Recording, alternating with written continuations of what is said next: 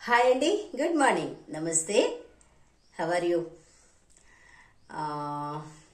I have cold and cough. ఎందుకంటే water change అవుతూ ఉంటాయి, వర్షంలో తడుస్తూ. ఆల్ వర్క్స్ అన్నీ, టెన్షన్స్ అన్నీ నావే కాబట్టి అన్ని రోజులు మనే కాదు. లాస్ట్ 1 year బ్యాక్ ఒకసారి వచ్చింది. మేడం మీ వాయిస్ బాగుంటుంది కదా అంటున్నారు. కోల్డ్ వచ్చినప్పుడు కూడా బాగానే ఉంటుంది. సో డిఫరెంట్ అనమాట. ఒక న్యూస్ చెప్పాలని నేను మీ ముందుకు వచ్చాను. ఆంధ్రప్రదేశ్లో భిక్షాటన అండ్ బ్యాన్ చేశారు కదా, banded begging in Andhra Pradesh. So October 27th 2025కి మంచి నిర్ణయం తీసుకున్నారు. సో బెగ్గర్స్ చాలా కారణాల వల్ల అవుతారండి. మదర్ విడిచిపెట్టేసిన వాళ్ళు, పిల్లలు విడిచిపెట్టేసిన వాళ్ళు, లేకపోతే మైండ్ సరి లేకపోతే, అంటే ఒక మనిషి భారం అయిపోతారు. అలాంటి పరిస్థితుల్లో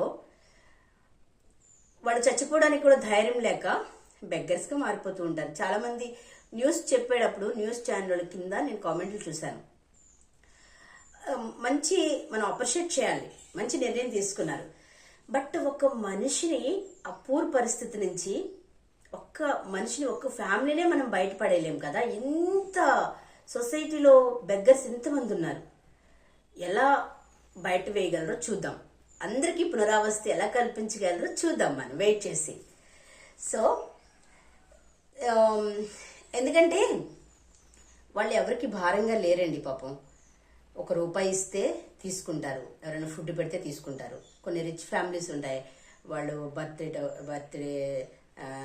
డెత్ డే అప్పుడు, అంటే భర్తలు చనిపోయినా, భార్యలు చనిపోయినా, అలాంటప్పుడు ఫుడ్ స్పాన్సర్ చేస్తాం అనుకుంటారు.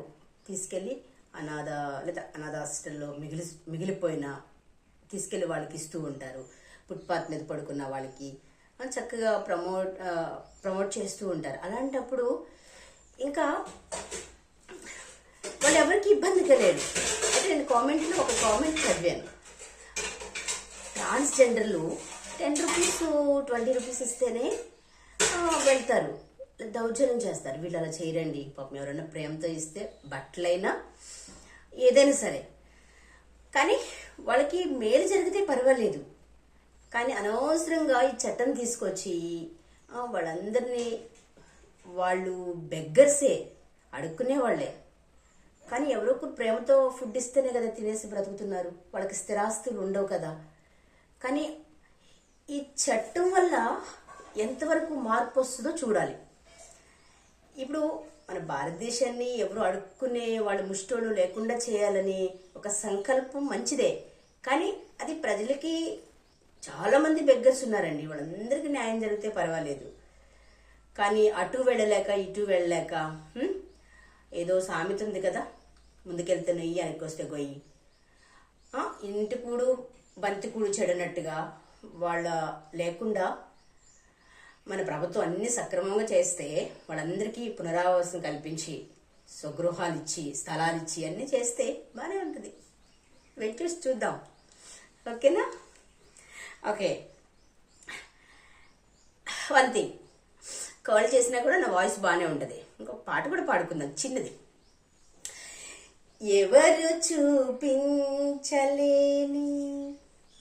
ఇళ్ళల్లో నన్ను వీడిపోని, ఎంతటి ప్రేమ నీది, ఇంతగా కోరుకుంది, మరువను యేసయ్యా. ఎవరు చూపించలేని ఇళ్ళల్లో నన్ను వీడిపోని, ఇంతటి ప్రేమ నీది, ఇంతగా కోరుకుంది, మరువను యేసయ్యా. నీ కదే నన్నే తాకగా, నా మది నిన్నే చేరగా, నా గురి నీవై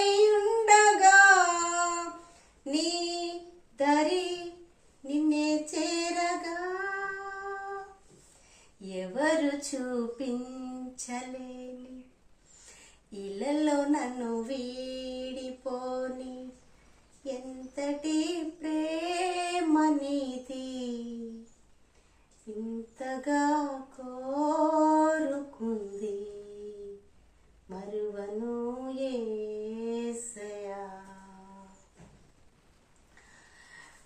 గొంతుకు పట్టేసింది, కోల్డ్ ఉంది, చాలా ఎక్కువగా ఉంది. సమ్ టైమ్స్ అప్పుడప్పుడు చెమటలు పడుతున్నాయి, అప్పుడప్పుడు కొంచెం ఫీవర్గా కూడా ఉంది. Anyway, thank you.